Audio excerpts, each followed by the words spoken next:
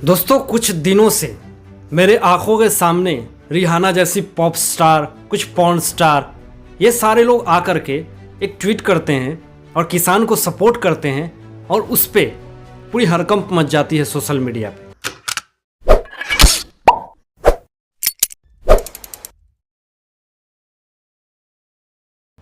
पूरे लोग ये कहने लगते हैं कि अरे मुझे तो फॉरेन से सपोर्ट मिला है, रिहाना जैसे पॉप स्टार ने सपोर्ट करा है। जो गोदी मीडिया थे उसको भी बहुत सपोर्ट मिलता है कि रिहाना जैसे बड़े लोगों ने हमें सपोर्ट किया किसान आंदोलन को लेकर। लेकिन रिहाना जैसे लोगों को क्या पता है कि हमारे देश में, हमारी निजी व्यवस्था में क्या हो रहा है, क्या होने वाला है, उनको क्या पता है। और ये इतिहास गवाह है दोस्तों कि ये फिरंगी लोग क्या करते हैं, हमारे देश में कोई मुद्दा उठता है उसको कंट्रोवर्सी बना करके दंगा करवाते हैं। और ये सीधा सा मैं साफ कहना चाहूँगा कि ये रिहाना जैसे पॉप स्टार नहीं बोल सकता उनको, एक रिहाना जैसे लोगों के लिए ये एक डिफेम करने का ये एक रास्ता है कि कैसे भारत देश को डिफेम करा जाए। आपको बता दें कि हमारे देश की संविधान, निजी व्यवस्था में इतनी कमजोरतापन आ गई कि विदेश से लोग हमारे कानून व्यवस्था पे उंगली उठाएंगे। और कुछ लोगों को यह लगता है कि रिहाना ने जो काम करा वो बहुत सही किया। क्या इसमें कहीं भी एक सत्यपन है? इतने दिनों से बहुत सारे लोग, सेलिब्रिटी, बॉलीवुड स्टार, चाहे वो फिर कोई भी, चुपचाप थे। किसी का कोई मुंह से सवाल या जवाब कुछ नहीं निकल रहा था। जब रिहाना का एक रिप्लाई आता है, एक ट्वीट आता है, तो बॉलीवुड में खलबली मच जाती है कि विदेश में बैठा एक पॉप स्टार हमारे देश के किसान आंदोलन के विरुद्ध में या फिर उसके समर्थन में कुछ बोल रही है, तो चलो मैं भी ट्वीट करता हूं। लाइन से ट्वीट आने लगे। ये क्या है?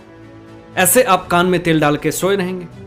जब कोई बाहर से हमारे देश की कमी या कोई अच्छाई को दिखाता है, उस पर आप अपनी सवाल को दागते हो, ये कहते हो कि नहीं भैया ये चीज़ गलत हो रहा है। क्या इसके पहले आप लोग नहीं कर सकते ये चीज़? दोस्तों, बता दें आपको कि ये आए दिन कोई नई बात नहीं है। हमारे देश में ऐसी चीज़ें होते रहती हैं। हमारा देश है, हमारा कानून है, हमारा मोदी सरकार है, वो हर चीज़ मैनेज कर रहे हैं। और उन्होंने यहाँ तक तो ये भी कहा कि बस एक फ़ोन कॉल की दूरी पे हूँ, समस्या का समाधान हो जाएगा सीधा। लेकिन कुछ लोगों को तो लगता है कि नहीं, दंगा भड़काना ही सही है। जो मासूम लोगों की जानें जाली जाती है, जो मासूम लोग अपनी ज़िंदगी खो देते हैं, उसमें क्या? कुछ नेता लोगों को तो इसमें फ़ायदा हो जाता है, लेकिन उसका परिवार तो उजड़ जाता है। 26 जनवरी के इतिहास में ऐसा कभी नहीं हुआ था कि इतना बड़ा दंगा और इतनी बड़ी रैली और इसको लेकर के हुई हो। ये एक सोचनीय बात है कि बीच में ऐसे लोग आ जाते हैं, हमारे देश के कानून व्यवस्था पे उंगली उठाते हैं, कुछ ऐसी बातें करते हैं और अपनी पॉपुलैरिटी बढ़ाते हैं। कहीं ना कहीं उसको लगता है कि मैं अगर इस मुद्दे पे बोलूँगा, मेरी कंट्रोवर्सी होगी, मेरा नाम होगा, जो लोग नहीं जानते थे वो भी जानेंगे मुझे। रिहाना जैसे लोग, भले वो अपनी जगह पे स्टार हों, लेकिन हमारे जगह पे हमारी लता मंगेशकर ही रिहाना से भी अपर क्लास लेवल की हैं। रिहाना भले अपने एक गाने का 50 करोड़ रुपए लेती होंगी, लेकिन लता मंगेशकर की आवाज़ में जो जादू है, जो सुर और ताल है, उसके बराबर तो उनका ए भी नहीं होगा। क्योंकि हमारे देश के धरोहर है लता मंगेशकर जी, उनके ऊपर सरस्वती का वास है। और ऐसे रिहाना लोग आकर के हमारे देश के कानून व्यवस्था पर उंगली उठाते हैं। क्या ये सत्य है और सही है? ज़रूर अपनी विचार और अपना समर्थन व्यक्त कीजिएगा इस वीडियो में। और अपने इस बारे में बहुत सारे लोग, कंगना रनावत ने तो ऐसी ऐसी बातें बोली रिहाना को कि बस ये एक प्रोपोगेंडा है, ये एक तरह का डिफेम करने का साजिश है भारत देश को।